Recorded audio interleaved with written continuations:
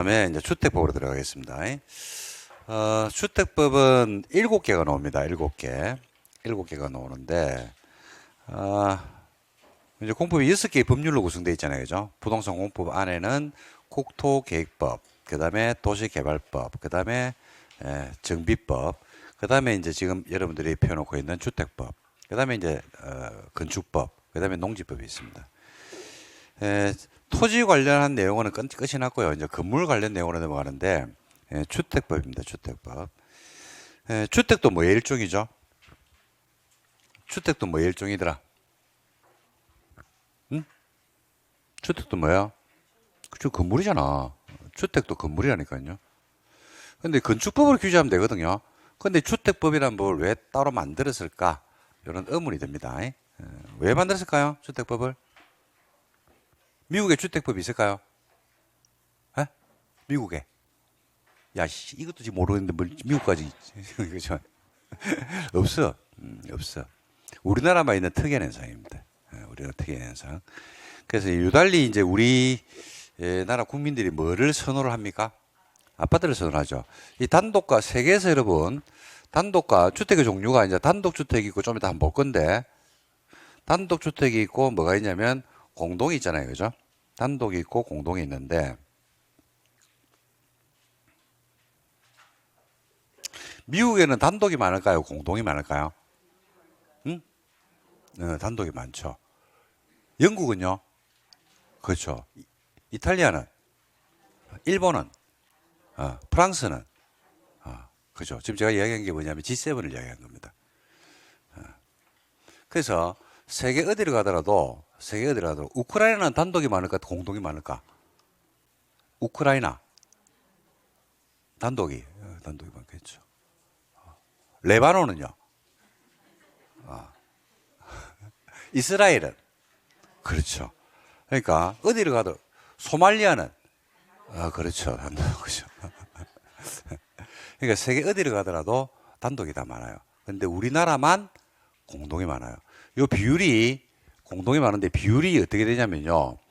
제가 마지막으로 본 게 54대 46입니다. 그 이후에 조금 더 늘어났을 겁니다. 예, 굉장히 기이한 현상입니다, 이게. 이 선진국으로 가면 갈수록 소득 수준이 이제 올라가잖아요. 그죠? 우리나라 소득 수준이 상당한 3만 몇천 불이거든요. 우리나라가 선진국입니다. 선진국. 우리나라 옛날에 개발도상국, 뭐 다음에 뭐 아시아의 네 마리 용, 뭐 이런 이야기. 요즘 그런 말 합니까? 안 합니까? 그 20년 지나서 그런 이야기 안 합니다. 요즘은 우리나라가 그죠? 선진국입니다. 선진국. 수출 수입의 합계가 그죠? 세계 8번째인가 아마 그럴 겁니다. 그죠? 근데 이제 이게 더 올라가 줘야 되는데 8번째에서 7번째로 6번째로 5번째로 가야 되는데 그죠? 못 가죠. 뭐 때문에 못 갑니까? 못 가는 이유? 제일 큰 거? 인구죠, 인구.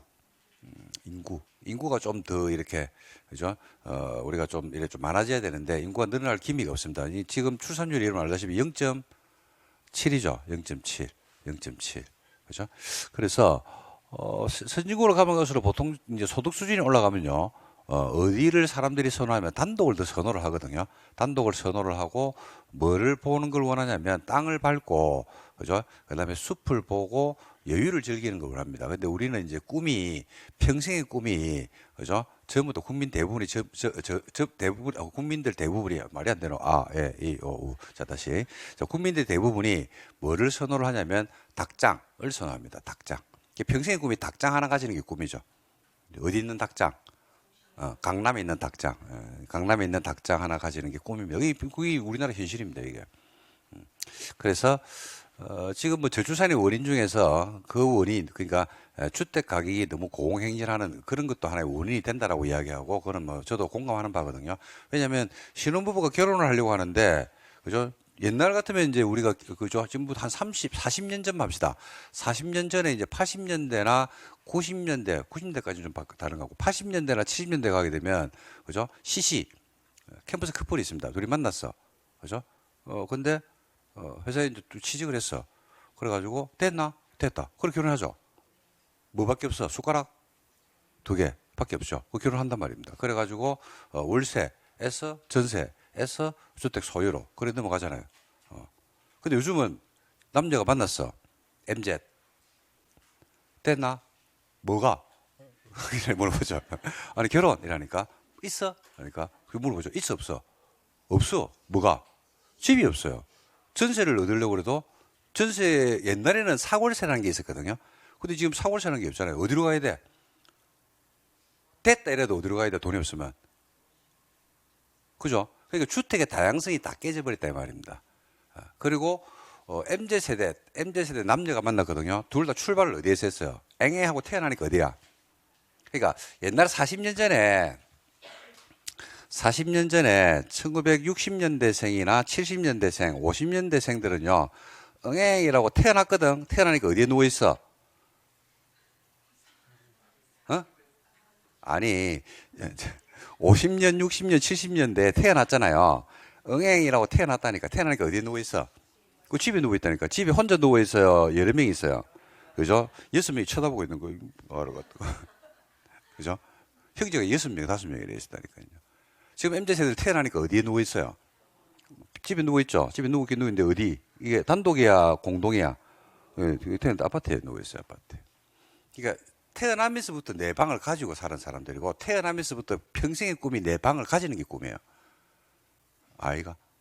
그죠? 그게 다르다니까요, 이게. 그러니까 이제 결혼하려고 하는데, 그죠? 내가 아파트, 33평 아파트 그냥 편안하게 지금 엄마하고 같이 살고, 부모님도 같이 살고 있거든요. 근데 이제 남자가 결혼하자고 해. 사랑해, 안 해? 해. 사랑은 해. 사랑은 해. 근데 결혼하려고 하는데 남자가 돈이 있어, 없어? 없어. 돈이 있긴 있어. 7,200만 원이 있어.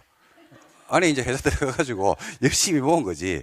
열심히 모았다니까? 열심히 모아가 7,200이 있긴 있어. 그 7,200 가지고 뭐도 못 해. 그쵸? 보증금도 안 된단 말입니다, 보증금도. 그러니까 결혼을 해, 못 해? 못 하죠. 누가 싫어요? 파트너가 싫어하죠. 또 누구도 싫어해? 그쵸, 그쵸. 장모한테 싫어하잖아. 그쵸. 야, 갑자기 눈물이 팍 쏟아지는데, 장모가 싫어, 장모가. 어떻게 키웠는데? 우리 딸내미를 어떻게 키웠는데? 이래 되는 거죠. 어떻게 실제로 어떻게 키웠는데? 별 키운 거 보면 별거 아닌데, 별거 아닌데, 어떻게 키웠는데? 이래 되는데, 왜? 몇 명이기 때문에. 하나거든. 올인했거든, 올인. 올인. 이게 안 되네요, 이게. 그게 지금 문제입니다. 그러니까 결혼 적령기가 늦어지고, 그리고 또 둘이 결혼을 했어. 와, 결혼했는데 보니까, 와, 이게, 그죠? 이 세상 살아가는 게 너무 팍팍해. 너무 팍팍해, 이게 살아가는 게. 그리고 둘이 평생 모아봐야 주택을 살 수가 없어요. 희망이 없어요, 희망이. 그죠? 그러니까 뭐합니까? 됐다, 막 그냥, 그죠? 됐다. 그냥 독 하나 키우고 말자. 그 독거가 누구예요? 애죠, 애가 되죠, 애가. 그죠? 여기 내 새끼, 이래가지고, 독거한테 또 올인을 하고, 막 그런단 말입니다. 이상한 게 아니고, 선진국의 일반적인 경향입니다, 그게. 그죠? 그러니까 주택 가격이 고공행진하는 게 뭐, 우리가 저주사 문제라든지, 결혼 적령기가 늦어지는 거, 뭐 이런 거 갖다가, 주된 원인이 아닌데, 원인 중에 하나가 될 수 있다, 이겁니다. 그리고 수도권에 너무 많이 살죠, 우리가. 수도권의 인구가 얼마가 살아요? 아니, 수도권의 인구가 얼마가 살아? 절반 아닙니까? 절반. 우리나라 인구가 얼만데요? 5천만. 수도권에 얼마가 사는데? 2천 한 2, 300만이 살거든요. 경기도가 한 2,200만, 1,200만 되고 서울이 한 뭐 900만, 1,000만 이래 되니까. 그죠? 이게 굉장히 위험합니다, 이게. 우리나라 같이 남북 분단의 상황에서 한 지역의 사람들이 바글바글 모여 살면요. 굉장히 위험합니다. 그죠? 위에 뚱띠가, 그죠? 대한민국을 마비시키기가 너무 쉬워요. 그죠? 폭탄 3개 가지고요. 여의도에 하나 떨어뜨리고, 그 다음에, 강남에 한 개 떨어뜨리면, 그죠? 그러면 대한민국은 그나마 마비입니다, 마비. 아니, 2개 떨어뜨리면 되는데, 3개도 필요 없다. 2개만 딱 떨어뜨리면 된다. 여의도에 하나 딱 떨어뜨리고, 그 다음에 강남에 하나 떨어뜨리면 돼. 강남역 근처에 하나 딱 떨어뜨리면 게임 끝납니다. 대한민국이 마비가 된다니까요. 그러니까, 모여있는 게 안 좋아요. 그러니까, 우리가 이제 이게 분산 정책을 써야 되는데, 자꾸 이걸 갖다가, 땅덩어리가 우리가 좁아. 좁죠. 좁은데도 불구하고 자꾸 모여있다니까요. 그 엄청나게 넓어 미국도 다 분리를 다 시켜놨다니까요. 그러니까 봐요. 미국 한번 봐봐. 정치 중심이 어디예요? 그렇죠. 경제는, 그렇죠. 문화는 LA. 그렇죠. 분리됐다니까요. 공산주의 국가인 중국조차도 땅덩어리가 그렇게 넓은데도 불구하고 정치, 경제, 사회, 문화 이런 것들을 다 분리를 다 시켜놔요. 분산 정책을 쓰는 이유가 계란을 한 바구니 담지 말라고 이야기하거든요. 근데 우리는 이제 정치, 경제, 사회, 문화, 교육까지도 어디에 쏠려 있다? 수도권에 쏠림 현상이 있죠. 예, 그러니까 굉장히 별로 안 좋은 구조입니다. 그러니까 그 지금 안 좋은 구조 내지는 그로 해서 고비용을 지출해야 되거든요. 그걸 누가 지출하냐면 수도권에 거주하는 사람들이 그걸 지출하고 있는 겁니다. 그래서 이걸 갖다가 이제 우리가 이제 뭐 100마를 탄 초인이 나타나겠지. 언젠가는 뭐 100년 뒤에 나타나든지 200년 뒤에 나타나든지 뭐 그죠? 갑자기 안 나타날 것 같고 내가 볼 때는 그죠? 나타나겠죠. 나타나면 저출산 문제, 그다음에 지방 분권화 문제 이런 것들을 빨리 해결해 가지고 지방 소멸을 좀 막아줘야 됩니다. 그래 가지고 땅덩이 좁잖아요. 끝에서 끝까지 가는데 얼마 걸려요? 끝에서 끝까지 가는데 얼마 걸려? 응? 50분. 50분이 뭐 5시간 무슨 5시간 떴다 이러면 깔아앉아야 되는데. 비행기 떴다 이러면 깔아앉아야지. 신문 한 면도 못 읽습니다. 떴다 이러면 요즘은 주나?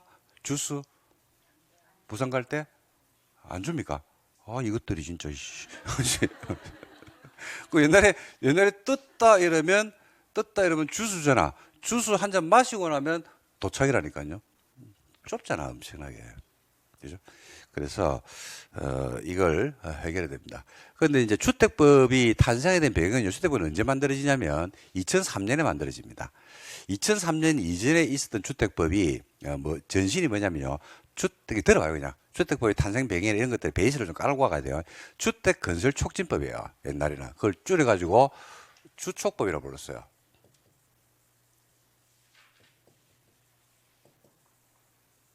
뭐라 불렀다고요? 주촉법. 법률을 봐라니까. 법률 명칭을 봐라니까요. 주촉법이라고 부르다니까요. 법률 명칭을 봐요. 주택 건설을 맞아 촉진하는 거죠. 그러니까 이때는 이제 정부 정책이 뭐냐면 주택을 많이 짓는 게 목적이었어요. 많이 짓는 게. 많이 지어서 안 지어서. 엄청난 양을 지어냈죠. 주택을 다 막 거의 막 성냥갑 찍어내듯이 주택을 공장 찍어내듯이 아파트를 지어가 신도시를 하나 만들어가지고 흙벌판에 싹 밀어가지고 신도시를 만들고 거기다가 아파트 닭장 아파트를 넣어가지고 그죠? 뭐 연에 몇십만 개씩 해서 쫙쫙 찍어냈죠. 근데 주택을 그렇게 많이 찍어냈음에도 불구하고 가격이 떨어집니까? 안 떨어집니까? 안 떨어지죠. 그러니까 뭐에 문제가 있더라? 건설에 문제가 있어요. 공급에 문제가 있어요. 주택 가격이 안 떨어지는 게 여러분들 한번 봐봐요.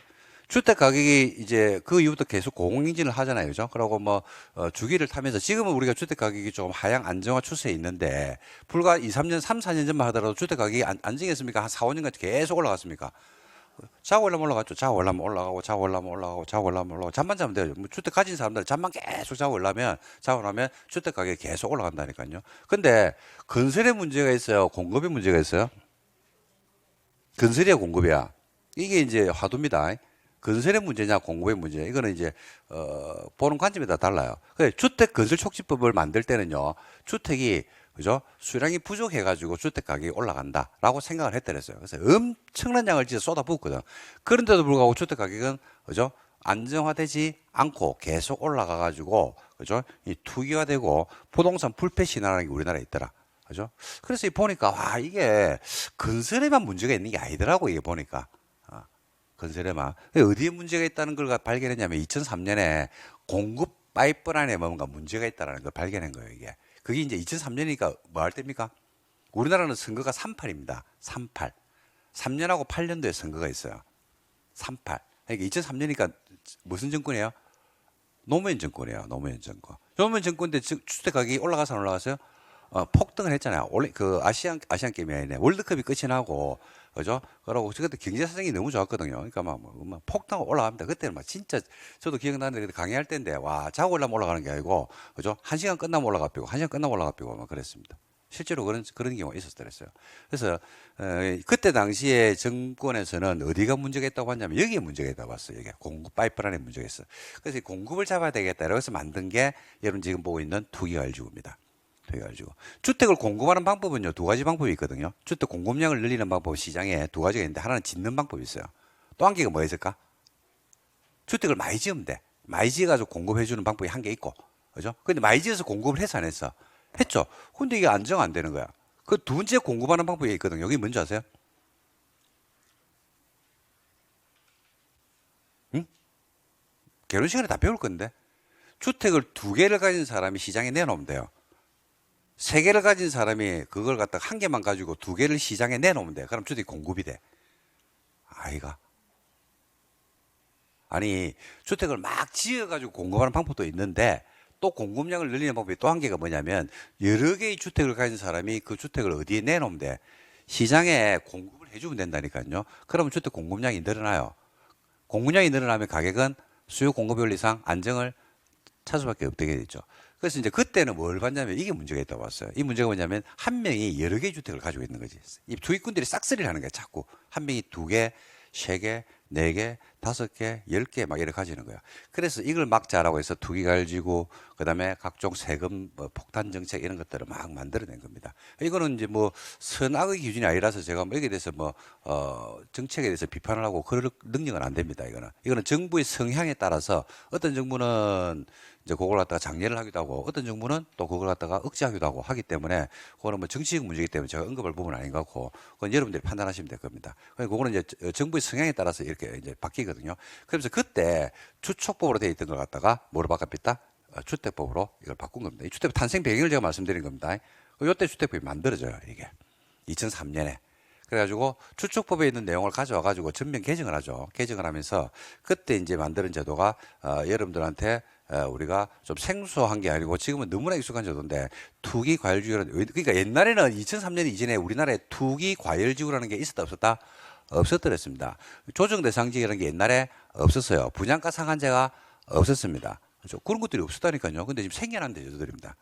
그러니까 이게 우리가 이제 정비 사업이나 도시 개발 사업이나 국토계획법상의 도시계획이라는 이런 것들은 외국 사례에서 보면 그런 것들이 다 있다 없다? 있죠. 도시계획은 미국에도 있어요. 지구 단위 계획은 어디 가든지 다 있거든요. 그죠? 근데 주택법에 가지고 있는 제도들은요, 어디만 있는 제도냐면 우리나라만 있어요. 우리나라만.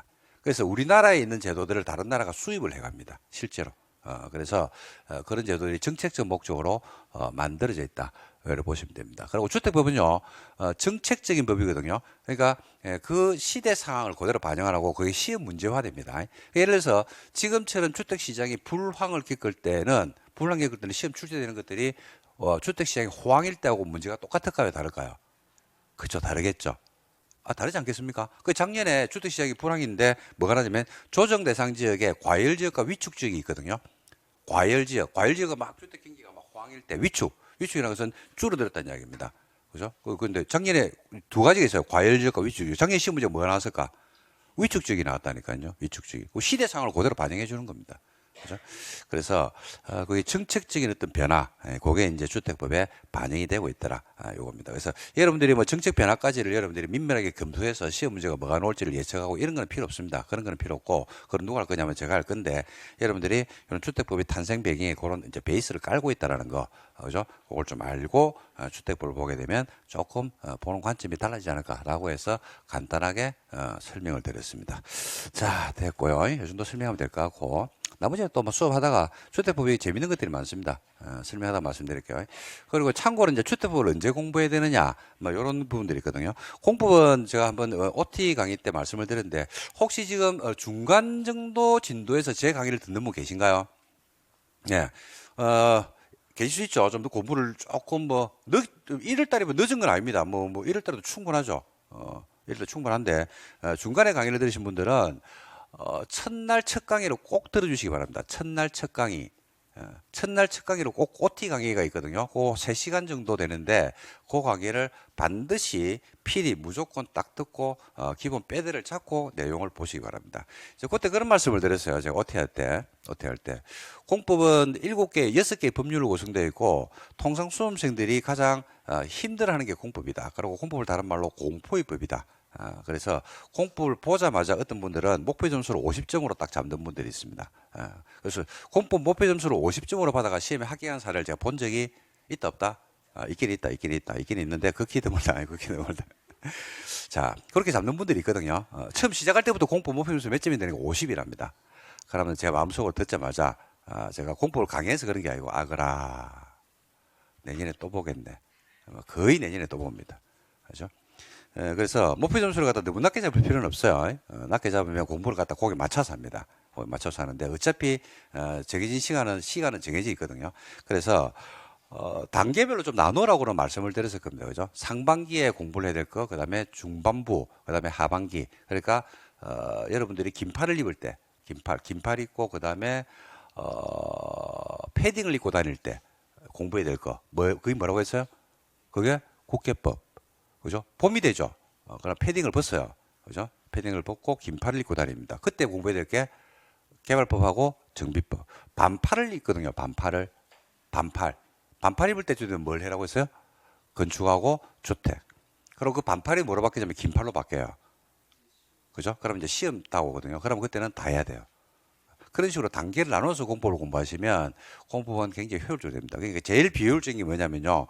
국계법이 안 돼 있는데 개발 정비를 공부를 갖다가 하고 그다음에 국계 개발 정비가 안 돼 있는데 주택법에다가 막 올인을 하고 주택법 쉽다고 하니까 막 맞추려고 외우고 처음부터 그러면 이제 실패의 지름길로 들어서게 되는 겁니다.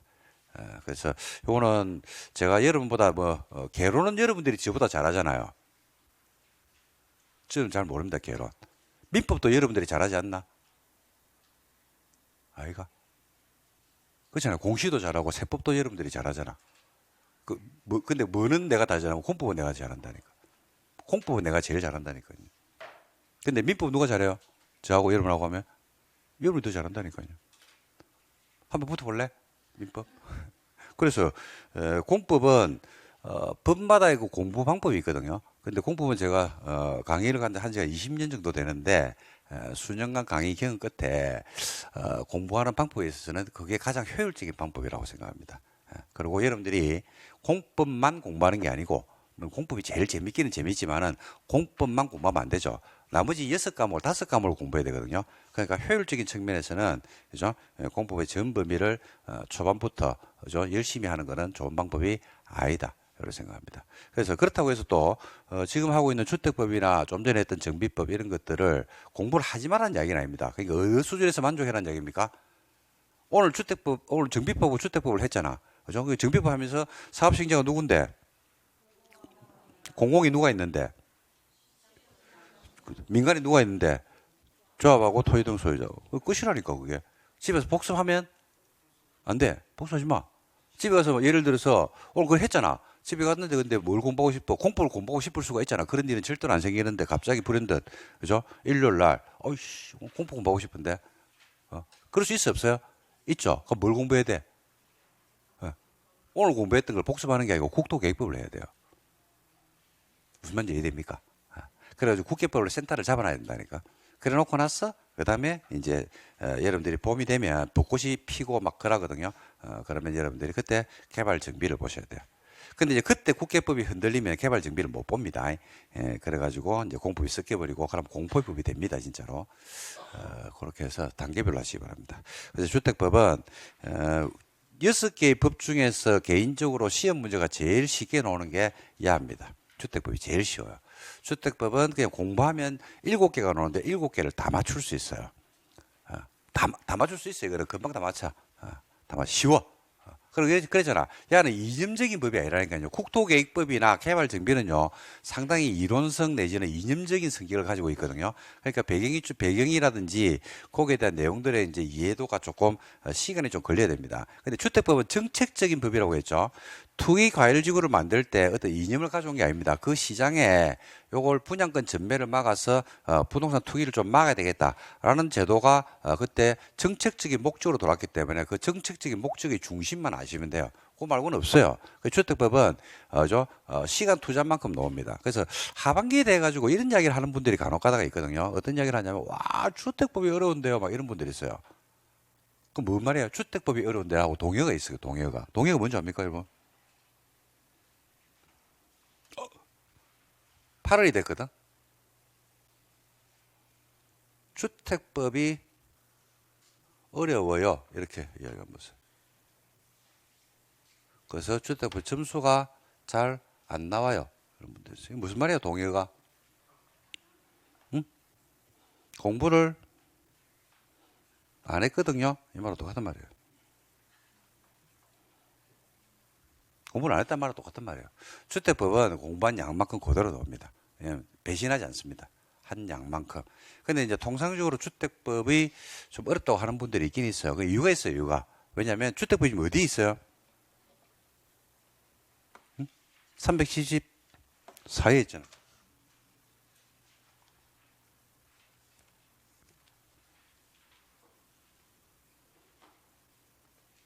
몇 페이지 있어요?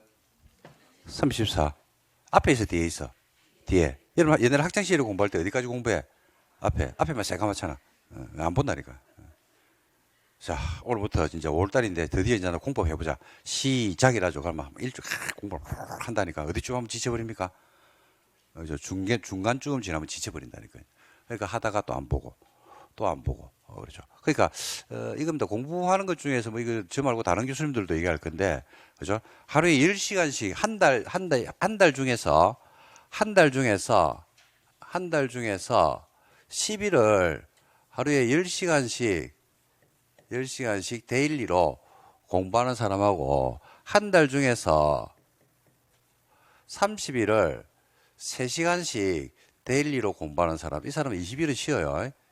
그죠? 이 사람은 꾸준합니다. 어느 게 시험에 합격할까요? 위에 갑하고 을하고. 그러니까 시험에 합격할 확률이 높을까요? 갑이 합격할 확률이 높겠습니까? 을이 높겠습니까?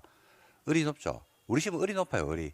그러니까 누가 시험을 합격하냐면요. 커트라인이 정해진 시험이기 때문에 막 한 방에 막 쏟아붓고 이게 중요한 게 아니고 꾸준하게 하는 게 제일 중요합니다. 꾸준하게. 소처럼 꾸준하게 하는 게. 이게 옛날에 그런 말이 있었거든요. 이게 중개사 시험은 누가 합격하느냐라고 했을 때, 그죠? 누가 합격하냐면 시험은, 중개사 시험은 머리가 합격하는 시험이 아니다 이래야 합니다. 머리로 합격하는 시험이 아니래요. 뭘 합격한다? 엉덩이. 이 엉덩이가 시험을 합격시켜 준다. 그게 꾸준함이죠, 꾸준함. 그죠? 근데 뭐, 이거는 우리 시험만 그런 게 아니고 모든 게 다 그렇습니다. 꾸준함을 당연히 제한해 없죠. 그죠? 낙수가 뭘 뚫어버린다? 바위를 뚫죠. 그죠? 소나기가, 그죠? 위에서 엄청나게, 뭐죠? 몇 미리, 뭐, 1000미리, 2000미리가 쏟아지는 소나기가 바위를 뚫지는 못합니다. 근데 그냥 한 방울, 두 방울 떨어지는, 그죠? 낙수가, 그죠? 계속 떨어지면 결국은 바위는 뚫힌다. 그래서 꾸준하게 하시기 바랍니다. 꾸준하게. 그래서 주택법은 뭐 여러분들이 뭐 에너지를 투입해서 막 집중적으로 하고 그럴 파트는 아닙니다. 지금은 아니고 그냥 수업을 듣고 주택법에서 어떤 용어를 쓰는지 뭐 그 정도 여러분들이 알아두시는 정도가 되고 나중에 이제 하반기쯤 돼가지고 그때 공부를 하시면 좋지 않을까 이렇게 생각합니다. 자, 한번 해볼게요. 이제는 볼까? 용어입니다. 용어. 이 주택법에서는요 시험 문제가 꼭 나오는 게 있거든요. 꼭 나오는 게 한 파트가 있어요. 테마가. 어떤 테마가 시험에서 꼭 출제하냐면 용어정의입니다. 주택법에 있는 용어정의가 시험에서 100% 출제합니다. 100%. 개발법에서 좀 전에 정비법에서 100% 출제하는 게 두 개 있다고 했죠. 그게 조합하고 관리처분계. 주택법에서는 한 개 있어요. 100% 출제하는 게. 그리고 출제 가능성이 80%, 90%, 70%뭐 이런 것들은 다른 데 있거든요. 있는데 100%짜리가 딱 한 개밖에 없어요. 주택법은. 그 100%짜리가 뭐냐? 그러니까 주택법상의 용어정의입니다. 돼 있죠? 저 적어놨네, 니가. 뭐라고? 그렇지, 매년 출제로 돼 있죠. 몇 문제 나오는지 아십니까, 여러분? 매년 두 문제. 한 문제 나오는 경우도 있는데 두 문제가 더 많아요. 10년 중에서 7개 정도는 두 문제. 그러니까 10년 동안 기출 문제를 주택법을 찾아보면 11, 7개가 됩니다. 6, 7개. 그러니까 두 문제 나오는 경우들이 많다는 이야기죠. 자, 그래서 주택법 용어를 가지고 한번 보도록 하겠습니다. 먼저 주택이 뭐냐 한번 볼게요. 주택이란 세대의 구성원이 장기간 독립된 생활을 할 수 있는 구조로 된 건물의 전부 또는 일부를 말하며 뭘 포함한다? 부속 토지를 포함합니다. 단독과 공동으로 구분합니다. 그러니까 뭐가 포함돼요?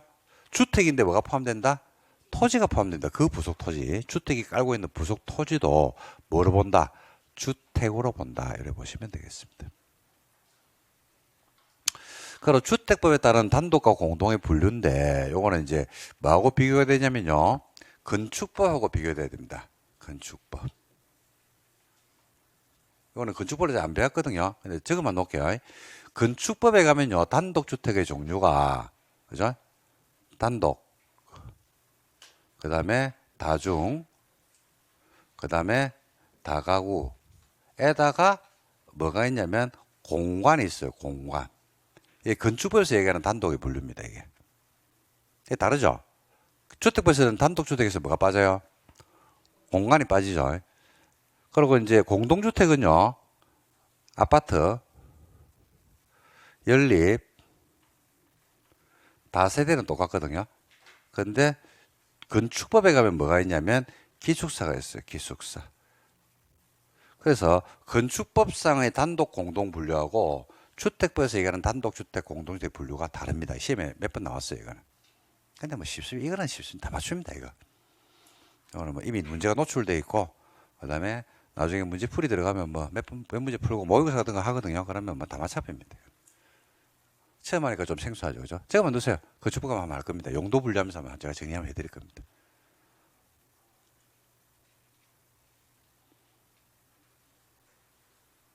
됐죠? 그래서 주택법에 따른 단독 공동에서 단독에는 협의의 단독. 요 단독은요, 글자 그대로 여러분들이 흔히 이야기하는 뭐 단층 슬라브 주택이나 2층 집이 있으면 거의 단독이죠, 그죠? 그 다음에 다중주택. 다중에서 중자가 무슨 중자인 줄 아십니까? 중자가 무리중. 여러 사람이 무리를 지어 사는 곳. 그죠? 그래서 통상적으로 뭐 하숙집이라든지 이런 것들을 우리가 다중이라고 부르거든요. 그 다음에 뭐가 있어요? 다 가구죠. 가구가 여러 가지예요, 가구가. 다 세대가 여러 개. 그죠? 가구. 다가구 단독입니다, 여러분. 다가구 단독. 그래서, 다가구는 단독이니까 등기가 어떤 등기가 돼 있을까요? 다가구는 단독이잖아. 그러니까 어떤 등기가 돼 있을까? 단독 등기가 돼 있겠지. 다세대는 공동주택이잖아. 그럼 어떤 등기가 돼 있을까? 구분 등기가 돼 있겠지. 구분 등기. 그죠? 그래서 다가구 다세대는 구분할 수가 없어요. 구분이 안 돼요. 그러니까 외형적으로 구분하기 힘들어요. 뭘 봐야지 알 수 있냐면 등기부를 봐야 됩니다. 등기부를. 이거 한번 나중에 정리해 드릴게요. 이거 결혼할 때도 이야기하죠, 이거. 결혼쌤이 이야기 다 해줬죠? 안 했나? 해줬을 건데. 저렇게 구분하시면 됩니다. 그래서 주택, 그러니까 시험 문제를 봐야 돼. 이거는 주택법상의 단독주택이 아닌 것은 뭐 이런 식으로 출제합니다. 그때는 이제 건축법에 있는 내용들을 출제를 해가지고 두 개를 섞어버린 경우들이 있거든요. 근데 이거 하시면 됩니다. 다 똑같은데 건축법에서의 단독에는 뭐가 포함되고 공간, 건축법에서의 공동주택에는 뭘 포함한다? 기숙사가 포함되는 겁니다. 근데 주택법에서는 두 개가 빠져 있고 이렇게 단독 공동을 분류를 하더라. 이렇게 보시면 되겠습니다. 됐죠? 그 다음에 밑에 내려가시면 국민주택이 나옵니다. 아이고, 국민주택과 민영주택이 있습니다. 국민주택의 개념이 시험에 잘 내죠. 국민주택입니다. 국민주택. 국민주택이란 것은 다음 하나에 해당하는 주택으로서 국민주택 규모 이하짜리 주택을 말한다. 국민주택 규모 이하가 얼마를 말합니까? 얼마? 전용 면적이 얼마? 85요. 기준이 전용 면적 기준입니다. 전용 면적이 그죠? 85제곱미터 이하를 말합니다. 조금 더 말씀드릴게요. 전용 면적이 뭐야? 참 여러분 밑에 놓는데 그냥 놓기만 합시다. 여기 보시면 3번에 주거 전용 면적이라고 나오거든요. 그 밑에 규모가 나오죠, 그죠? 그 밑에 규모에 보시면 주거 전용 면적이 한 호는요 단독주택을 해야 될 때 아니고 세대는 공동주택을 해야 될 때 다닙니다. 그죠? 얼마? 85 이하로 말합니다. 뭐가? 전용 면적이. 전용 면적이죠. 전용 면적이. 단 갈로 안에 수도권 정비계획법에 따른 수도권을 제외하고 도시가 아닌 읍면지역에서는요 국민주택 규모가 85가 아니고 100으로 봅니다. 완화시켜 놓고 있어요. 어디가 아니고 수도권을 제외하고 또 도시도 아니고 또 읍면지역에서는 전용 면적이 85가 아니고 얼마라고요? 100. 어디에서는요 수도권을 제외하고 두 번째 도시가 아니고 세 번째 읍면지역에서는 전용 면적이 85가 아니죠. 얼마? 100 이렇게 됩니다. 자, 그럼 전용 면적이 뭐냐? 그 밑에 나오네요. 그 밑에 보니까 참고학습에 전용 면적이 나옵니다. 그 공동주택의 전용 면적을 한번 봐요. 공동주택은 외벽 뭘 기준한다고 되어 있습니까? 내부선을 기준한다. 외벽 뭐요? 내부선. 외벽 내부선. 외벽 내부선이 전용 면적입니다. 외벽 내부선. 외벽 내부선이 뭐냐? 그림을 한번 그려봐야 되겠죠, 그죠? 제가 그려볼게요.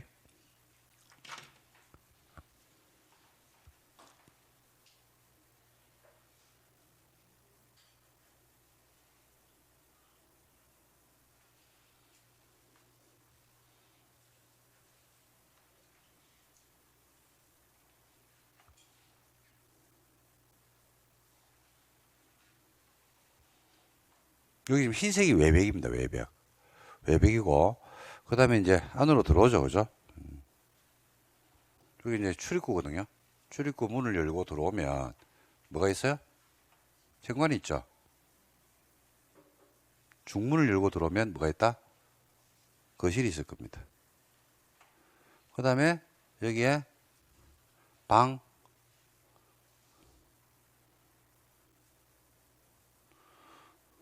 여기에 방 1 있죠. 또 옆에 방 2가 있고, 그 다음에 거실 창이 있고, 그 다음에 방 3가 있는 경우도 있고, 방 3가 여기 있는 경우도 있습니다. 그리고 뭐 화장실이 있을 수 있고, 그죠? 뭐 등등. 그 다음에 뭐, 옆에 주방이 있을 수도 있고, 그렇게 되어 있을 겁니다. 아파트 내부 구조가 보통 이렇게 되어 있지 않나요? 그죠? 근데, 주거 전용 면적은요, 뭘 계산을 하냐면, 지금 흰색이 외벽이거든요.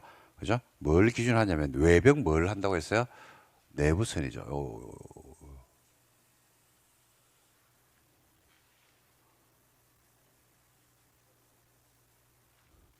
요걸 지금,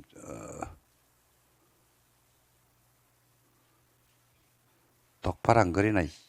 죄송합니다.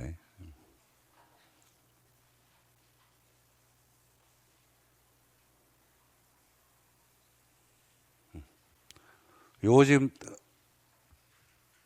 색깔로 되어 있는 거 있죠. 그래서 여기까지 보니까 요게 방1, 요게 방2, 그 다음에 방3. 그래서 포베이.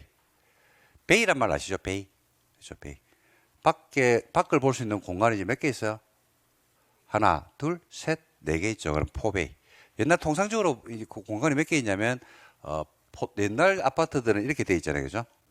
여기 있으면, 방1, 거실, 그죠? 방2, 그 다음에 방3. 이렇게 돼 있지 않나요? 그죠? 그래서 공간이 몇 개? 하나, 둘, 세 개, 3베이. 이렇게 됩니다. 그리고 여기 40평 들어가면 이제 포베이가 5로 바뀌어버리죠. 그죠? 그러니까 요즘은 아파트가 어떻습니까? 정사각형입니까? 직사각형입니까? 직사각형. 그래가지고 아파트 그 안에 들어가면 복도가 있어요. 복도가. 그래서 쭉 해가지고 나열되죠. 그리고 보통 이렇게 많이 만듭니다. 통상적으로. 그래서 여기서 여기까지, 여기서 여기까지 거리가 11.7. 여기서 여기까지, 그죠? 그래서 10.3. 여기까지가 15.2. 여기까지가 7.6. 그 다음에 여기서 여기까지 거리가 8.4. 뭐 이래가 쭉 이렇게 이제 나온다니까요. 아파트 카탈로그에 보면 이렇게 나와요. 나와가지고 요 면적이 84.398 제곱미터 이렇게 나와요. 본 적 있습니까? 하고 옛날에는 요 밑에다 뭘 다르냐면요. 그죠? 9, 형 이렇게 나와요. 요건 뭘 말해요? 전용 면적. 요거는 평인데 뭐야? 분양 면적이에요. 분양 면적. 분양 면적. 그러니까 요 전용 면적이 외벽 내부선 외벽 뭐요? 내부선 요 면적이 주거 전용 면적이 된다니까요. 여기에다가 뭘 더한다 이제 복도 있죠. 승강기 있죠. 이런 것들을 뭐라 그래요? 공용 면적을 더하죠. 그러니까 주거 전용 면적에다가 공용 면적을 더하면 뭐가 나온다? 분양 면적이 나오는 겁니다. 그러다가 관리 사무소라든지 기타 면적을 더하죠. 그죠? 그러면 그게 뭐가 된다? 더 넓어지죠. 계약 면적이 되는 거예요. 계약 면적이. 그래서 여러분들 돈을 뭐를 내요? 요걸 여기 83면요. 25.7평입니다. 이만큼을 돈을 냅니까? 이만큼을 냅니까? 이걸 내잖아. 이걸. 분양 면적으로 돈을 낸다니까요. 그래서 주거 전용 면적은 우리가 이제 주택부에서 쓰는 말인데 주택부에서 주거 전용 면적은 뭐로 계산하냐면 외벽 뭐로 계산한다? 내부선. 뭐로 계산한다고요? 외벽 내부선. 그래서 국민주택 규모가 85제곱미터 이하라는 것은 외벽 내부선의 면적이 얼마가 된다? 85제곱미터 이하가 되고 수도권을 제외하고 도시가 아니고 읍면지역에서는 전용 면적이 85가 아니고 얼마더라? 100 이렇게 됩니다. 그래서 국민주택이란 것은요. 국민주택이란 것은 뭘 말하냐면요. 뭘 말하냐면 이제 됐어. 정리됐어. 국민주택이란 것은 다음 하나에 해당하는 주택인데 국민주택 규모 이하인 주택을 말한다. 이렇게 되어 있죠. 그죠? 국민주택 규모 이하. 를 말한다. 이렇게 되어 있는데, 뭔데? 그러니까 1번, 국가나 지자체, 주택공사 또는 지방공사가 건설하는데 국민주택 규모 이하인 것. 그 다음에 국가나 지자체의 재정이나 주택도시기금으로부터 재정 내지는 기금으로부터 자금 지원을 받아서 건설되거나 개량되는 주택인데 85 이하죠. 그러면 그걸 뭐라 그런다? 국민주택이다. 이렇게 부릅니다. 이게 국민주택 개념이에요, 개념. 그래서 국민주택이라는 것은요, 두 개를 합쳐서 읽어볼게요. 국민주택이라는 것은 첫 번째 누구? 공공, 국가지자체, 주공, 지방공사는 공공이에요. 공공이 건설하는 85 이하 또는 국가지자체 재정이나 주택도시기금이가 공공으로부터 자금 지원을 받아서 돈을 지원받아 가지고 짓는 85 이하죠. 그러면 뭐가 된다? 국민주택이 되는 겁니다. 이 국민주택이에요. 좀 개념이 좀 처음 하시는 분들은 좀 어려울 수 있습니다. 민영이 중요하죠, 민영. 민영이 뭐냐? 여러분들 보통 통상적으로 밖에 있는 민간인들은 민영을 뭐가 민영이라고 알고 있냐면, 민간이 지으면 민영을 알고 있거든요. 민간인들은. 아닙니다. 민간이 짓는 게 민영이 아니고, 뭐가인 거? 국민주택을 제외한 주택이야. 오늘 집에 가셔가지고, 한번 배우자분이나 가족분들한테, 야, 민영이 뭔 줄 아나? 한번 물어봤어요. 그러면, 민간이 지어서 민영 아이가? 이렇게 얘기할 겁니다. 그러면 앉아봐. 민영이라는 것은 국민주택이 아닌 주택을 말해. 그 물어보겠죠. 국민주택이 뭔데? 국민주택이라는 것은 공공이 건설하거나 공공으로부터 자금 지원을 받아서 건설하는 85 이하를 말해. 그럼 85가 뭔 줄 알아? 주거 전용 면적이야. 주거 전용 면적이 뭔 줄 알아? 외벽 내부선이야. 외벽 내부선이 뭔 줄 알아? 일로 와봐. 이래가지고 쭉 이래. 완벽한 복습이 되지 않나? 완벽한 복습이지. 그렇게 이야기를 하시면 됩니다. 말씀을 하시면 됩니다. 그래서 민영이 중요합니다. 민영이. 민영은 마이너스 개념이에요. 민간이 지어서 민영이 아니고 뭐가 아닌 거? 국민주택이 아닌 주택을 말합니다. 자, 점 보실래요?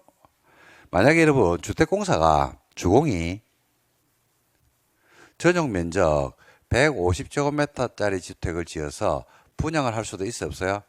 있죠. 요 주택은 무슨 주택이야? 응? 그죠? 민영이에요 이게. 왜 민영인데라니까? 왜 민영이에요 이게? 그렇지. 그렇게 대답해야 돼요. 그렇게 대답해야 돼. 국민주택이 아니니까. 국민주택이 아니면 전부 민영이에요. 국민주택이 아니니까 민영이에요. 그죠? 그래서 국민주택의 민영주택은요, 마이너스 개념으로 기억하셔야 됩니다. 그죠? 국민주택의 개념을 알아야지 민영이 나오겠죠. 그죠? 그래서 국민주택이라는 것은 누가 짓든지 공공, 국가지자체, 주공지방공사, 내지는 국가지자체 재정이나 주택도시기금한테 자금 지원을 받아서 건설하는 얼마? 85 이하를 말하죠. 그게 국민주택이에요. 그래서 현대가요, 자기 자본으로, 그죠? 현대 힐스테이트를 지었습니다. 그러면 그거는 국민주택이 아니겠죠. 자기 돈으로 지었고 민간이 지었으니까. 그죠? 그래서 요또 근데 현대가 주택도시기금한테 자금 지원을 받아가지고 85 이하를 지었어요. 힐스테이트를. 그럼 그거는 뭐가 돼요? 국민주택이 된다. 이렇게 보시면 됩니다. 그래서 국민주택 개념 꼭 기억해 두시기 바랍니다. 중요합니다. 이거. 다 했네. 다시 한번 더 할게요. 국민주택이라는 것은 다시 읽어봅니다. 자, 읽을게요. 국민주택이라는 것은 누가 짓든지 공공이 건설하는 얼마? 85 이하. 또 국가지자체 재정 내지는 주택도시기금으로부터 자금 지원을 받아 건설하는 얼마? 85 이하를 뭐라 한다? 국민주택이라고 부르죠. 민영은요? 와, 잘한다. 진짜 잘한다. 와, 국민주택이 아닌 거. 이렇게까지 알 필요 없는데 진짜 잘하네. 나머지는 뭐 외벽 내부설만 하시면 됩니다. 공동주택에서. 그 다음에 세대 구분형 공동이 있습니다. 요거 열심히 잘 내죠. 이거 세대 구분형 공동. 세대 구분형 공동 처음 들어보시죠? 세대 구분형 공동입니다. 세대 구 글자를 한번 봐봐. 세대 구분형 공동. 글자를 많이 뜯어봐봐. 오늘 커피 사주시면 꼭 합격하시기를 기원하겠습니다. 3대가 시험에 실패하는 게 없도록 제가 기도하겠습니다. 3대. 3대. 커피 사주면 3대가 앞으로 시험에서 실패하지 않도록 제가 기도합니다. 자, 글자를 잘 봐봐. 글자를. 뭐라고? 세대 구분형 공동이에요. 요 안에 답이 다 있어요. 세대 구분형 공동이에요. 자, 할게. 자, 한번 보세요. 어디 안에서 이러니까 공동주택 안에서 1003호 안에서 세대를 구분하는 거예요. 1003호 안에서 세대를 구분하는 거예요. 1003호 안에서 1003호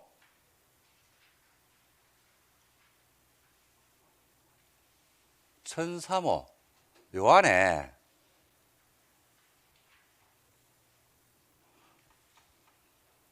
세대가 구분되어 있는 거예요.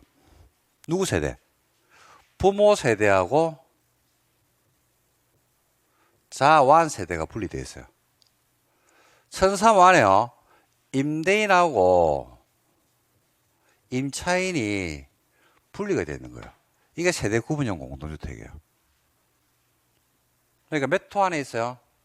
1003호 안에 있죠. 밖에서 볼 때는 그죠? 밖에서 몇 세대로 보일까요? 한 세대. 시험 문제를 이야기하는 겁니다. 이게 개념을 잘 잡으면 문제 쉬워져요. 그 다음에 부모 세대하고, 여러분 봐봐요. 부모님 세대하고 자완 세대가 분리가 되어 있잖아. 그죠? 그러면 이렇게 분리가 되어 있으면, 분리가 되어 있으면, 분리된 데서 구분 소유권을 인정해 줄까, 안 해 줄까? 구분 소유권. 요게하고 요게 따로따로 구분 소유권을 인정할까, 하지 말까? 상식적으로 접근해라니까. 다시 할게. 자, 어디 안에서 1003호라고 하는 공동주택 안에서 세대를 구분했다니까요. 누구 세대하고 누구 세대? 부모 세대하고 자기 세대가 구분이 되어 있다니까요. 밖에서 볼 때는 몇 개로 보이고 한 개. 그러면 요게하고 자완이 살고 있는 데하고 부모님이 살고 있는 데하고 구분 소유권을 인정한다고 해서 구분 소유권이 몇 개라는 이야기야? 두 개가 된다는 이야기입니다. 두 개가 되겠어요? 한 개겠어요? 어? 두 개, 한 개? 어? 뒤에 자꾸 가라니까 지금 안 가고 있지, 계속.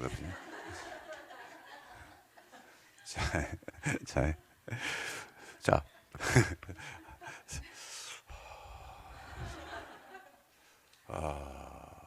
자, 됐습니다. 자, 흥분하면 돼, 안 돼? 내가 흥분하면. 흥분하면 돼, 안 돼? 안 돼. 화내면 돼, 안 돼? 돼. 왜 안 돼? 자, 너 사람인데. 다시 할게. 시험 문제를 이야기하는 거야, 시험 문제. 별가인데, 이걸 외운다니까? 외워가지고 T가 틀리빈다니까. 당연한 것들이 자꾸 틀려요. 암기가 되니까 이게 당연하지 않는 거지.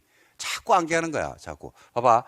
공동주택이 몇 호 안에서 1003호 안에서 왜 분리하는지 내가 좀 이따 이야기할 거라니까. 부모 세대하고 자완 세대를 분리한다니까요. 밖에서 볼 때는 몇 세대야? 한 세대예요. 주민등록상 한 세대라니까요. 그리고 자완이 살고 있는 데하고 부모님이 살고 있는 데하고 구분 소유권을 별도로 인정할까 안 할까? 구분 소유권을 인정한다고 해서 요 소유권이 몇 개 나온다는 얘기야? 두 개 나온다는 얘기야. 소유권이 한 개야? 두 개야? 한 개지. 구분 소유권을 인정하면 어디로 가면 돼요? 구분 소유권을 인정하면 1004호로 가면 돼. 아니면 1103호로 가든지. 그렇지 않나? 그죠? 구분 소유권 인정한다, 안 한다? 안 하는 거예요. 시험 문제 제일 중요한 거 두 개나 했다니까. 지금 두 개를 맞잡혀 있어, 지금. 구분 소유권 인정 안 해요, 이거는. 구분 소유권 몇 개? 한 개라니까요. 와, 이러는데? 이거 왜 그러는데? 그러니까. 이거죠. 최근에 만들어진 개념인데요. 임대인하고 임차인하고 구분해요. 아파트를 옛날에는요, 방 한 칸을 임차받아서 방 한 칸을 임차받아 쓰는 경우가 옛날에는 있었다, 없었다?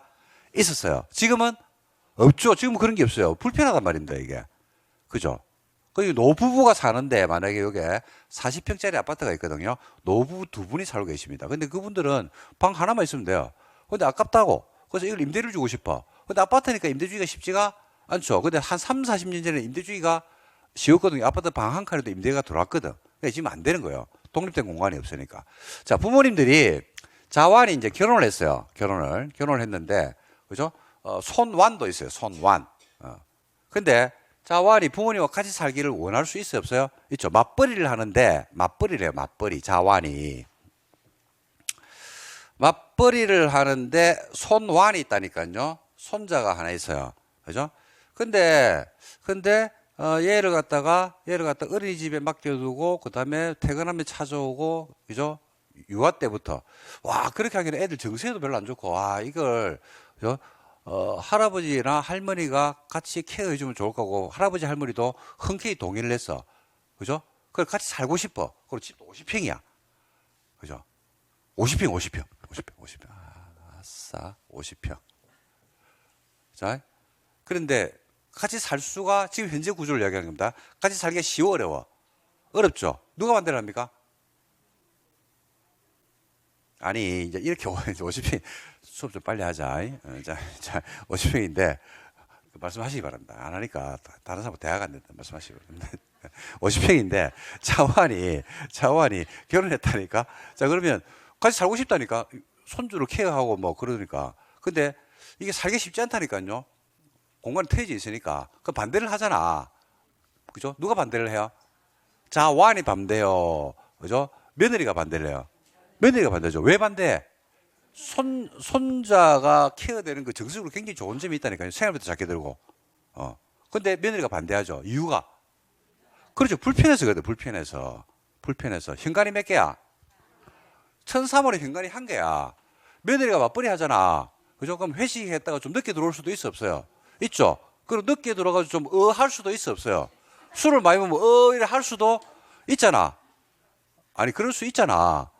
그죠? 그게 뭐 선악의 기준은 아니지 않나? 뭐 그럴 수도 있지. 사회생활 하는데. 그런데 그걸 누가 알아? 현관이 한 개라서 누가 알아? 시엄마, 진짜. 시엄마가 뭐고, 써봐, 근데. 그죠? 부모님이 아시잖아. 왜냐면, 들어올 때, 띠 이러면, 이제 들어오나, 이러거든요. 그럼 부엌이 몇 개야? 한 개. 그러니까 이게 설거지 갖다가 매번 계속 실시간으로 해야 되잖아. 실시간. 설거지는 뭐 하는 게 맛인데? 쌓아두는 게 맛 아닙니까? 설거지는 모든 그릇을 다 끓여놓고 잔뜩 쌓아두는 게 맛이고, 그걸 한번 보면서 또 이게 또 깨끗하게 없어지는 그런 쾌감을 느끼는 게 맛인데, 그걸 실시간으로 해야 되잖아. 엄청 불편하다니까요, 이게. 그죠? 그래서 안 하려고 하는 거예요. 그래서 거기에 착안해서 1,300 50평짜리 안에서 세대를 맞아 구분하는 거예요. 세대를 이렇게 구분시켜 주는 거예요. 그러니까 출입구가 몇 개예요? 2개. 몰라. 이제 몇 시에 들어오는지 몰라. 알 수가 없어요. 알 수가 없어. 띠띠띠띠 이래도 안 들려. 절대로 안 들려. 갑자기 웅성웅성 하는데, 와, 좋네. 이러지. 자, 화장실은 당연히 2개겠죠? 부엌도 2개. 그죠? 모든 게 분리되어 있어요. 어디 안에서? 1,300 안에서. 이게 세대 구분형 공동주택이라고 한 7년 전에 만들었어요. 이 개념을. 그리고 이게 세대 구분형 공동에 예를 들어서 재건축을 했는데, 그분이 예를 들어서 옛날에 엄마 아파트에 거주했는데 자식이 5명이야. 그래서 50평에 살았어요. 그래가지고 넓은 평수를 받은 거야. 근데 나는 그 위에 나는 뭐 수익이 별로 없는데 이걸 임대 수익을 얻었으면 좋겠다. 우리 세대 구분형 주택이 만들어지면 여기다가 일부를 갖다가 임대를 주고 월세를 받으면 난 너무 좋겠는데 라고 생각할 수도 있겠죠. 그래서 그런 개념으로 해서 만드는 게 세대 구분형 공동주택입니다. 그렇죠? 그래서 세대 구분형 공동은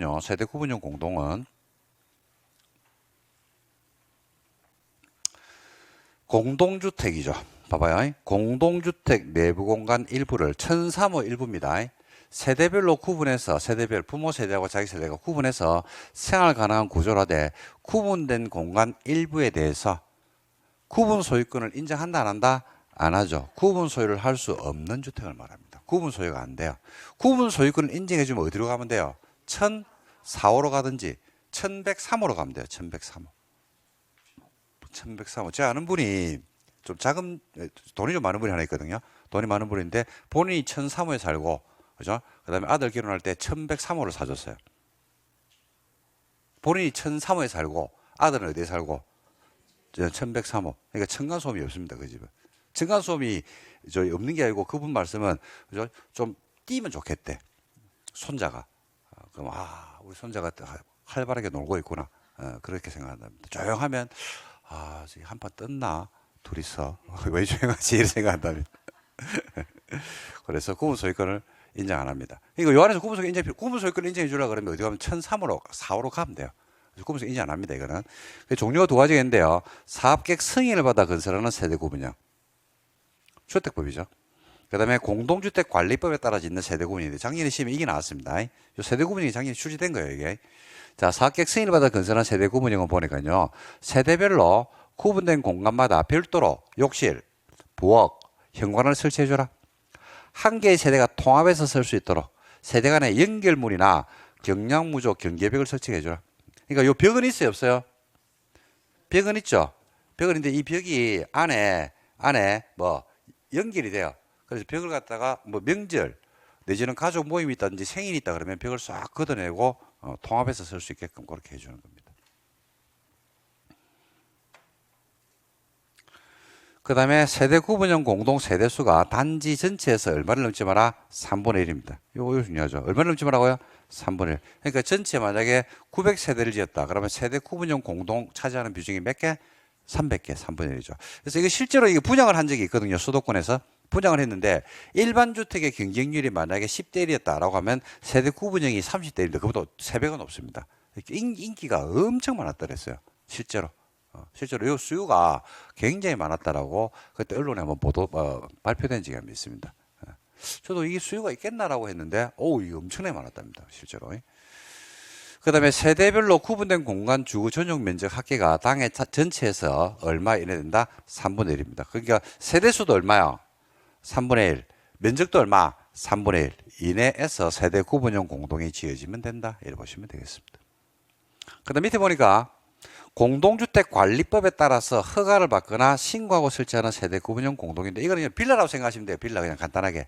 위에는 3번은 2번은 뭐라고 생각하시면 되고 사객 승인으로 하니까 아파트 이렇게 생각하시면 되고요. 밑에 있는 3번은 공동주택관리법에 따라서 행위 허가를 받아 지었다는 것은 통상적으로 우리가 30개 이하, 29개 이하짜리를 지을 때 허가받아 짓거든요. 그 개념으로 생각하시면 됩니다. 그죠? 자, 그럴 때는 어떻게 되는데, 그러니까, 구분된 공간 세대수는 기존 세대를 포함해서 몇 세대 이하야 된다? 2세대 이하야 되고, 구분된 공간마다 별도로 욕실, 부엌, 구분 출입문을 설치할 것. 이렇게 돼 있죠. 똑같죠? 그는 그죠? 그리고 세대 구분 세대수가 단지 전체 세대수에서 얼마를 넘지 마라? 10분의 1입니다. 아까 보니까 얼마였는데? 사객 승인은 3분의 1이었죠? 이거는 10분의 1입니다. 그리고 해당 동에서는, 해당 동입니다. 해당 동에서는 얼마? 3분의 1을 넘지 않아야 됩니다. 전체에서는 얼마요? 10분의 1. 동에서는 3분의 1이죠. 그 다음에 네 번째, 구조, 화재, 소방, 안전, 관계 법령이 정하는 안전 기준을 뭐해라? 충족해라. 이렇게 나옵니다. 이게 이제 공동주택 관리법에 따르는 세대 구분형 공동이다. 이렇게 보시면 되겠습니다. 두 개가 좀 구분되면 좋겠죠. 그죠? 그 다음에 세대수 산정이 밑에 나오네요. 밖에서 볼 때는 몇 세대라고 했습니까? 밖에서 몇 세? 하나의 세대로 산정한다. 세대는 한 개입니다, 여러분. 이렇게 정리하시면 돼요. 작년에 이게 나와버렸어요. 근데 이거는 뭐 예상 문제. 모의고사에서 많이 다루는 문제입니다. 근데 작년에 조금 까다롭게 나왔습니다. 조금 까다롭게. 근데 뭐 못 맞출 정도는 아니었고. 그 다음에 도생이 나오죠. 이걸 도시형 생활주택인데 이걸 줄여가지고 뭐라고 부르냐면요. 왜를 불러요? 도생. 도생 이래 부릅니다. 도시형 생활주택. 혹시 도시형 생활주택이라고 들어보셨나요? 네, 그죠? 이걸 줄여가지고 뭐라 부른다? 도생 이래 부릅니다. 종류가 세 가지가 있거든요. 단지형 연립, 단지형 다세대, 그 다음에 소형주택. 소형주택은요, 얼마 전만 하더라도 원룸이라 불렀어요. 원룸. 근데 원룸이라 부르다가 지금은 원룸을 안 부릅니다. 소형으로 바꿨어요. 지금. 원룸인데 들어가니까 방이 몇 개 있더라?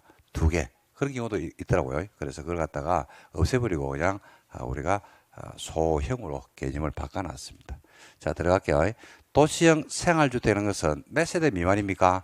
300세대 미만으로서 사이즈는 국민주택 규모에 해당하는 주택으로서 다음 하나에 해당하는 주택이다. 종류는 세 가지 있죠. 단지형 연립, 단지형 다세대, 그 다음에 소형이 있습니다. 단지형 연립은요, 건축법에서 이야기하는 연립입니다. 즉, 주택으로 사용하는 층수가 몇 개 층이하고 4개 층이하고, 그 다음에 동당 바닥 면적 합이 연립이니까 660을 초과하면 200평을 초과하면 되거든요. 근데, 우리가 건축인의 심의를 받았죠. 도생으로 짓죠. 그러면 몇 층까지 지을 수 있다? 5층까지 지을 수 있는 완화 혜택을 줍니다. 지금 결혼해서 여러분 단지형 연립, 연립주택하고 다세대 배우죠? 예. 연립은 주택으로 사용하는 게 몇 개 층? 4개 층이야. 바닥 면적 합이 660을 초과하면 연립이고, 660 이하면 다세대고, 아시죠? 예. 그러니까 4층밖에 못 짓는데, 도생으로, 주택법에 있는 도생으로 지으면, 그죠? 몇 층까지 지을 수 있다? 둘 다 5층까지 지을 수 있어요. 그죠? 여기 특징이죠. 그 다음에 소형이 나옵니다, 여러분. 소형이 뭔데? 라고 하니까, 소형은 세대별 전용 면적이 얼마나 돼야 됩니까? 60 이하입니다. 60 이하. 60 이하. 60 이하. 60이면 전용 면적이 60입니다. 그러면 아파트 평수로 따지면 보통 24평짜리 아파트가 전용 면적이 60 이하죠. 그 다음에 독립된 주거가 가능하도록 욕실과 부엌을 설치해라. 욕실과 부엌을 독립된 주거가 가능하도록 욕실, 부엌을 설치해 줘야 됩니다.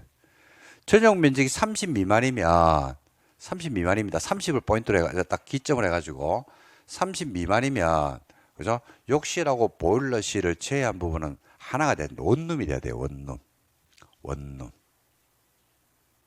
그리고 30 이상이면 30 미만이면 원룸이고 30 이상이면 침실을 몇 개까지 할 수 있다? 3개. 3룸이 가능합니다. 3룸. 3개 이내로 구성할 거. 다만 침실이 2개 이상인 세대수는 소형주택 전체 세대수에서 얼마를 넘지 마라? 3분의 1을 넘으면 안 돼요. 3분의 1. 그런데 주차장이 만약에 충분히 확보가 되어 있다라고 하면 그때는 또 괜찮습니다. 그래서 간론해 보니까 3분의 1을 초과하는 세대 중 세대당 주차 대수가 0.7대입니다. 0.7대 이상이 되도록 주차장을 만약에 설치했죠. 그럴 때는 세대 비율을 더해서 2분의 1까지도 가능하다 이래 봅니다. 자, 정리할게요. 소형주택은 최대 면적이 얼마? 60. 근데 30 미만이면 원룸, 30 이상이면 3룸이 가능한데, 3룸이 가능한데, 그죠? 투룸 이상이 전체에서 얼마나 돼야 돼? 3분의 1. 근데 세대당 0.7대, 0.7 세대마다 한 대씩의 주차 공간이 확보됐죠. 그러면 3분의 1이 얼마? 2분의 1까지 가능하더라. 이렇게 보시면 됩니다. 그리고 지하에 묻으면 되는데, 안 돼요.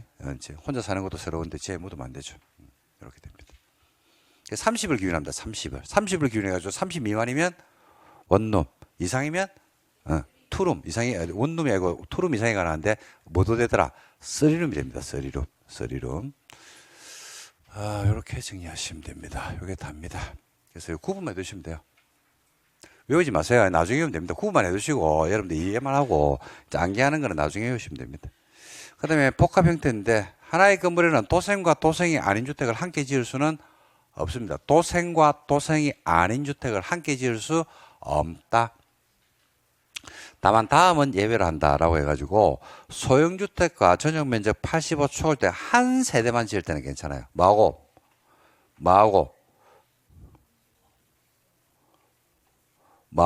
소형주택하고 85 초과하는 게 한 세대만 들어오면 그때는 복합형 주택을 지을 수 있어요. 한 세대 누가 살까요? 그렇지, 주인이 사는 겁니다. 주인이. 그리고 또 났다. 준주거지역과 상업지역에서는 소형주택과 도생 외유주택을 함께 원래는 함께 못 짓습니다. 근데 예외적으로 지을 수 있다. 어디에서는요? 준주거지역과 상업지역에서는. 이걸 제가 줄여가지고 어디라고 했어요? 역세권. 그러니까 소형주택의 공급이 어디에서 좀 많아져야 돼요? 역세권이죠. 이제 젊은 세대들이 그죠? 직장 출입이 아니고 직장 출퇴근을 위해서 그죠? 따로 나와서 사는 경우들이 많잖아요. 그때 출퇴근의 편의를 위해서 역세권에서 이런 주택의 공급이 좀 늘어나면 좋거든요. 그래서 소형주택과 그 밖의 주택을 원래 같이 못 짓게 돼 있는데 역세권에서는 가능하다. 두 개를 합쳐서 이야기하면요, 이래 돼요. 그죠? 원래는 복합이라는 것은 섞여 있는 걸 말합니다. 도생과 도생이 아닌 주택을 함께 지을 수 없고, 도생 안에서도 소형주택이라든지 단지형 연립, 단지형 다세대를 함께 지을 수 없는 게 원칙인데 어디는 인정해준다? 소형주택은 인정한다니까요. 몇 세대만 지을 때? 한 세대. 어디에 지을 때? 역세권. 이렇게 정리하면 돼요. 그러면 소형주택에서는 복합형 주택을 예외적으로 인정해준다. 이렇게 보시면 되겠습니다. 그리고 3번에 보니까 하나의 건물에는 단지형 연립, 단지형 다세대, 소형주택도 함께 지으면 되는데 안 된다. 이렇게 복합적으로 들어오면 안 됩니다. 그러니까 단지형 연립이면 건물 전체 단지형 연립, 단지형 다세대면 건물 전체 단지형 다세대, 소형이면 건물 전체 소형 이렇게 들어와야 됩니다. 그리고 도생과 도생이 아닌 주택이 함께 섞여 있으면 안 됩니다. 근데 어디에서만 예외를 인정한다? 어디에서만? 소형주택만. 소형주택 몇 세대를 지을 때? 한 세대. 누가 사는데? 주인. 또 어디에 지을 때? 역세권. 이렇게 딱 정리하시면 되는 겁니다. 됐습니까? 그 다음에 준주택 한번 볼까요? 준주택입니다. 준주택은 종류만 하시면 돼요. 준주택이라는 것은 주택 외의 건물과 토지로서 주거 시설로 이용한 관한 시설 말하며 그 범위와 뭐 종류는 대통령으로 다음과 같이 한다. 이래가지고 준주택의 종류는 여러분들이 시험에서 2번 나왔는데 암기해야 됩니다. 첫 번째 뭐야? 기숙사. 두 번째 뭐야? 다중생활시설. 다중생활시설은 건축법 용도 분류해가면요. 옛날에 여러분들이 고시원으로 부르는 거 있죠. 고시원으로 부르는 게 지금은 뭐로 바뀌었다? 건축법에서 다중생활시설로 바뀌었어요. 왜 바꿨느냐? 고시원에 가니까 고시 공부하는 사람은 한 명도 없죠. 그죠? 그래서 이게 뭐야 이래가지고 이름을 바꿨습니다. 다중생활시설로 지금. 그래서 여러분들이 흔히 고시원으로 부르는 게 지금 다중생활시설로 바뀌었다 이렇게 보시면 됩니다. 그래서 다중생활시설이 준주택입니다, 여러분. 그리고 우리가 기숙사가 준주택이고요. 그 다음에 또 뭐가 준주택인데 라고 하니까 노인복지주택. 노인복지가 뭡니까, 여러분? 응? 흔히 여러분들이 실버타운 이래 부르시는 거. 실버타운. 노인복지주택. 실버타운이 아직 많지는 않죠, 우리 주변에. 그죠? 앞으로, 그죠? 많아지겠죠. 뭐 어저께 신문인가 제가 보니까 20대인가 30대 인구하고 70대, 65세, 70대 이후 인구하고 누가 많더라? 70대가 더 많더라. 그래서 이제, 완전히 이제, 초고령 사회로 진입을 했다. 이렇게 이야기를 하더라고요. 그죠? 그럼 연세 좀 드신 분에서 경제적이 이르게 되는 분들은 실버타운에 많이, 제 아는 그 어르신 한 분도 실버타운에 계시는데 엄청 좋다던데요. 월세가 좀 비싸더라고. 월세가. 근데 대신에 뭐 다 준다더라고. 밥도 주고 싹 다 해주는데 너무 좋다면서. 그래서 실버타운에 일주일에 한 3, 4일 계시고 그다음에 서울에 또 한 이틀 계시고 왔다 갔다 하신다고 말씀하시더라고. 그다음에 오피스텔. 이 네 개가 뭐더라? 준주택입니다. 준주택. 그러니까 이거는 준주택의 종류를 물어봅니다. 그러니까 네 개만 아시면 돼요. 자, 준주택 첫 번째 뭐라고요? 기숙사. 두 번째 다중생활시설. 세 번째 그렇지. 네 번째 그렇지. 어우 잘한다. 한 번 더. 준주택의 종류가 네 개라니까요. 첫 번째 뭐라고? 그렇죠. 기숙사. 두 번째 그렇죠. 다중생활시설. 그 다음에 노인복지. 그 다음에 오피스텔. 이렇게 종류만 하시면 됩니다. 됐고요. 그 다음에 기타 주택으로서 뭐 필요 없습니다. 에너지 친환경, 건강 친환경 아무 필요 없습니다. 토지 임대부 분양택이 이제 아셔야 되는데 이건 볼까요? 토지 임대부 분양주택입니다. 글자를 잘 봐봐요. 토지 임대부 분양주택. 부자가 무슨 말이에요? 부자가 우리가 수학 기호로 이렇게 할 수 있죠. 족구부 법률행위, 뭐 기한부 법률행위 이런 이야기 하잖아요. 그죠? 부가 뭐야? 플러스에 플러스. 아니, 우리가 무슨 부 행위 뭐 이런 말 할 때 부자가 그냥 우리 이제 일반적으로 하면 그냥 플러스 개념으로 보시면 됩니다. 플러스. 그죠? 그러니까 토지 임대부 분양이라는 것은 봐봐요. 뒤에 나오는데 시험에 나옵니다. 토지는 뭐하고 임대하고 주택은 뭐하고 그래 다르니까 이게 토지를 임대하고 주택은 분양하는 거예요. 이게 토지 임대 분양주택입니다. 해볼게요. 봐봐요. 최근에 만드는 개념인데 일반적인 주택은 이렇잖아요. 그죠? 아파트를 지었어. 1,003호야. 33평. 그걸 어떻게 합니까? 분양하게 되면 토지도 분양해서 토지 지분을 주죠. 그 다음에 1,003호도 뭐하고 분양을 해줘. 구분 등기를 해주잖아요. 이게 일반적이지 않습니까? 그죠? 그러니까 뭐 값도 내야 돼? 토지 값도 내고 건축비도 내야 돼요. 토지 가격이 비싸요? 건축비가 비싸요? 그죠? 토지가 비싸죠. 여러분 강남에서 자이를 짓습니다. 33평. 경북 봉화에서 자이를 짓거든요. 33평. 어디가 건축비가 많이 들어가요? 다시. 강남의 대치동에서 33평짜리 아파트를 짓는다니까. 경북 봉화 아시죠? 그죠? 그게 33평짜리 자이 아파트를 짓는다니까. 건축비가 어디가 비싸냐고. 강남이 비싸다고 똑같이 강남에 가면 뭐 시멘트 가격이 갑자기 뭐 2배로 올라가나? 건축비를 물어봤잖아. 건축비는 똑같다니까요. 근데 봉화에 지으면 2억이고 강남에 지으면 20억이 되는 이유는 뭐 때문에? 토지 가격, 토지 가격. 그죠? 건축비는 똑같아요. 어디 짓든지 간에. 그죠? 오히려 봉화가 더 비쌀 수 있습니다. 운반비가 더 많이 들어가지고. 그죠? 그래서 제가 뭔 이야기 하고 싶으냐면, 토지 임대부 분양이라는 것은 토지는, 그러니까 우리가 일반적으로 토지나 건물을 같이 소유하잖아요. 그죠? 다 소유를 하는데, 토지는 뭐 받고? 토지는 임대를 하는 거야. 그러고 1,300원 뭐 하고? 소유를 하는 거야. 그래서 야, 소유자가 갑이, 그죠? 토지 소유자한테 토지를 임대받았으니까 뭘 내야 돼? 임료를 줘야지. 그러니까 이 토지 임대부 분양주택은 가격이 싸다 비싸다? 엄청나게 쌉니다, 이게. 이게 반값 아파트예요, 이게.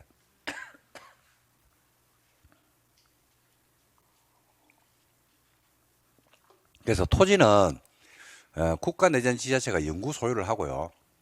주택을 지어가지고 주택만 분양을 하는 거예요, 이게. 아, 좋죠, 이게.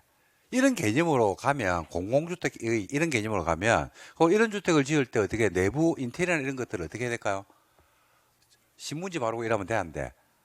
벽지를 신문지로 바르고 이러면 안 되고, 실크 벽지 발라줘야 된다, 이 말이야. 그러면, 그죠? 주택에 대한 소유 개념이 거주 개념으로 바뀌는 거예요, 이게. 그죠? 상당히 인기가 있죠. 이게 얼마 전에 이제 새로 들어온 개념인데, 이거는 이제 주택 시장이 막 폭등을 하고, 막 그러고, 지금 그 정치인들이 누구 눈치를 많이 봅니까? 최근 들어서? 당연히 국민들 눈치를 보죠. 국민들 눈치를 보는데, 우리가 10대, 20대, 30대, 40대, 50대, 60대 이후가 있다 그러면, 정치인들이, 그 정치인들이 많은 사람이에요. 정치하는 사람이죠. 맞죠? 뭐 정치하는 거.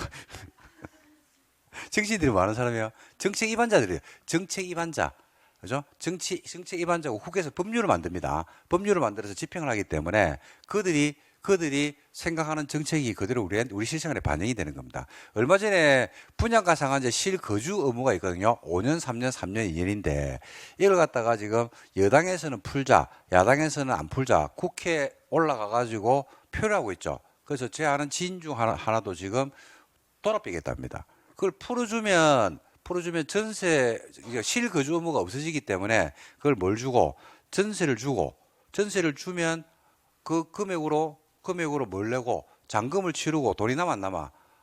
일부 남죠. 일부 남으면 내한테 빚도 갚고 이렇게 하겠다는데 그걸 안 풀어줘가지고 빚을 못 갚고 있어 지금. 받아야 되는데. 자, 그 뭔 이야기냐면 요런 개념들이 정책 입안자들 사이에서 여기 만들어지는데 아까 질문이 그거였죠. 정치인들이 누구 눈치를 보냐 이 말이지. 이런 주택이 만들어지는 그 출발점이 바로 그것 때문에 그래요. 누구 눈치를 봐요? 10대, 20대, 30, 4, 5, 60대가 있다 그러면 누구 눈치를 봐요? 청년이죠. 20, 30대죠. 요즘 표의 중심이 어디냐면 20, 30대입니다. 20, 30대는요. 임성이 없어요. 별로. 그죠? 이념하고는 별로 좌우 이런 게 별로 없잖아. 아이가 20, 30대가 뭐 크게 뭐 이념 따질 거라고 또 그 옛날 세대나 뭐 이런 사람들처럼 이념을 따지고 뭐 그럴 필요가 있나. 잘하면 칭찬해 줘야 되고 못하면 뭐 하지 뭐 그죠. 뭐 잘하고 해서 뭐 못한다고 뭐라고 뭐 못해도 잘한다 하고 뭐 그건 아니지 않나. 하여튼 등등. 그러다 보니까 MZ 세대라고 이야기하는 겁니다. 그래서 그들에게 주택을 주자 이겁니다. 그래서 만드는 거예요 이거는. 왜냐하면 신혼부부가 아까 이야기했잖아. 결혼을 해. 네 사랑해? 응. 니는? 응. 사랑하는 거지. 결혼할래? 아니야, 있어. 야, 토지 임대부가 있단다. 주택 가격만 주면 된대. 주택 가격만. 그 전세가보다 싸대, 이게. 그러니까, 진짜? 그래가지고 결혼을 시키자, 이거. 결혼하니까 둘이 영구 거주할 수 있잖아, 거의. 싸게. 토지 임대료를 비싸게 받을까, 싸게 받을까? 싸게 받을 거 아닙니까? 그러니까 2년 있다가 나 주인이 나가라 해가지고 쫓겨날 우려가 없잖아. 그러니까 실내 인테리어도 잘 돼 있잖아. 그러니까 오래 살 수 있잖아. 40년을 살 수 있다는 게 40년을. 토지 임대기간이 40년이에요. 그 계약 갱신하면 40년을 더 살아. 아니 죽는다고? 안 죽을 수 있어요. 여러분 조심해야 될 거는 내가 죽고 싶다고 죽는 세상이 아닙니다. 내가 죽고 싶다고 죽는 세상이 아니라니까요. 자살하지 않는다면 내가 죽고 싶다고 죽는 게 아니고 병원에서 계속 살려놓습니다. 뇌를. 약을 줘가지고 보험금을 타야 되기 때문에. 그렇잖아요. 그죠? 그러니까 뭐 누가 그런 이야기 하더라고요. 부자든 가난하든 자식이 있든 없든 어차피 모두가 어디로 가야 된다. 그러니까 부자든 가난한 사람이든 자식이 있든 없든 그죠? 결국은 전부 다 어디로 간다. 그죠? 거기로 간대요. 거기로 간대요. 그럼 요즘 세상에 그러니까 이거예요. 이거. 이렇게 해가지고 하는 게 토지 임대부입니다. 몇 년을 빌려주냐면 40년을 빌려줘. 40년. 임대료를 갖다 함부로 올릴까 못 올릴까? 못 올립니다. 이게는. 그죠? 못 올립니다. 그래서 만든 개념입니다. 그래서 서울시에서요. SH공사에서 강동구에서 실제 이주택을 지어서 분양을 했거든요. 경쟁률이 뭐 100대 1이었는가? 근데 이거는 뭐 됐다 이러면 완전히 대박이죠, 이거. 그래가지고 입지도 옛날에는 우리가 임대주택에 대한 개념들이 별로 안 좋잖아요, 그죠? 근데 그런 개념들을 좀 정치권이나 정치 일반적으로 좀 깨줘야 됩니다. 그리고 입지도 좋은 곳에, 그리고 인테리어도 좋게, 그래가지고 누구든지 살 수 있는 개념을 받아서 만든다. 이겁니다. 그래서 토지 임대 분양 주택은요, 이거 글자를 잘 봐야 돼요. 토지는 뭐하고 주택은 뭐한다? 분양하는 겁니다. 그래서 토지 임대 분양이라는 것은 소유권은 사업계획 승인을 받아서 토지 임대부 분양주택의 건설 사업을 시행하는 자가 가지고 건물이나 복리시설의 소유권은 구분 소유권은 그죠? 분양받은 자들이 가지는 주택을 토지임대부 분양주택이라고 부른다. 이렇게 보시면 되겠습니다. 세부적인 내용은 할 겁니다. 좀 이따가. 그 다음에 공공택지인데 공공택지는 뭐 요 나오거든요. 10가지입니다. 10개. 요 10가지 목적 사업을 통해서 토지를 만들죠. 그럼 공공택지가 되고 여러분 공공택지가 되면요. 공공택지로 만약에 택지가 나오죠. 그럼 요 택지는 전부 다가 분양가 상한제 적용을 받습니다. 공공택지니까 토지 가격이 싸다 비싸다. 싸다. 그죠? 그래서 이게 저렴한 토지를 만약에 매입을 했죠. 국가나 지자체로부터. 그럼 거기다가 아파트를 짓죠. 그러면 토지 가격이 싸니까 분양가도 싸야 되겠죠. 그래서 분양가 상한제를 갖다가 공공택지는 전면적으로 적용을 하고 있습니다. 그래서 어떤 경우가 공공택지인데라고 하니까 10가지 목적 사업으로 토지를 만들었을 때 10개 나옵니다. 국가지자체, 주공, 지방공사, 공공이죠.